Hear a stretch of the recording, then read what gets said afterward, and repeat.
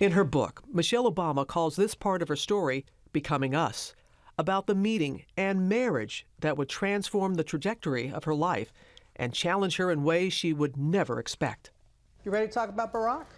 Who? You ready to talk about While their mutual affection has always been on display, now for the first time, Michelle is opening up about parts of their marriage she held deeply private for years. First, infertility. She writes, "It turns out that even two committed go-getters with a deep love and robust work ethic can't will themselves into being pregnant." She did get pregnant, but then weeks later, she miscarried. I felt lost and alone, and I felt like I failed because I didn't know how common miscarriages were, because we don't talk about it. We sit in our own pain, thinking that somehow we're broken. She reveals that it was with the help of infertility treatments that Malia and then Sasha were finally conceived.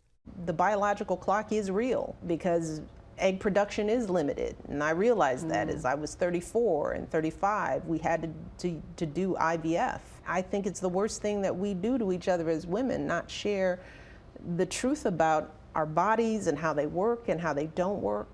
And for the first time, she shares details about how the stress of their hectic schedules infiltrated their marriage.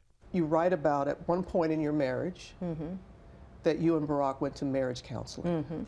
Why did you think it was important to share that? For those young people out there who think that marriage is supposed to be easy, and marriage counseling for us was one of those ways where we learned how to talk out our differences. What I learned about myself was that my happiness was up to me, and I started working out more. I started asking for help, not just from him, but from other people. I stopped feeling guilty. It's important for me to take care of myself.